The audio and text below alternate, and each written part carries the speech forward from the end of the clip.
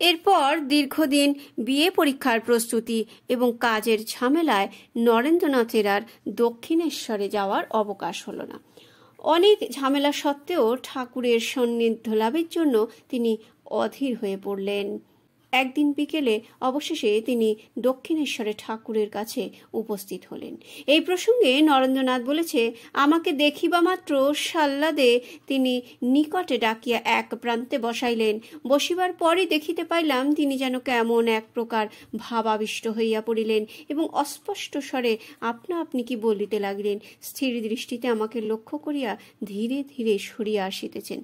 ভাবিলাম পাগল বুঝি পূর্বদিনের ন্যায় কোনরূপ পাগলামি করিবে। এইরূপ ভাবিতে না ভাবিতে তিনি সহস্য নিকটে আসিয়া নিজ দক্ষিণ পদ আমার অঙ্গে সংস্থাপন করিলেন এবং উহার স্পর্শে মুহূর্তে আমার মধ্যে এক অপূর্ব উপলব্ধি হইল। সমগ্র বিশ্বের সহিত আমার আমিত্ব যেন এক সর্বগ্রাসী মহাশূন্যে একাকার হইয়া ছুটিয়া চলিয়াছে। তখন দারুণ আতঙ্কে অভিভূত হইয়া পড়িলাম। মনে হইল আমিত্বের নাশেই মরণ, সেই মরণ এখন সম্মুখে, অতি নিকটে। সামলাইতে না পারিয়া চিৎকার করিয়া উঠিলাম, ওগো তুমি আমার এ কি করলে? আমার যে বাপ মা আছেন। নরেন্দ্রনাথের কথা শুনে অদ্ভুত পাগল ঠাকুর এবার সত্যিই উন্মাদের মতো হেসে উঠলেন।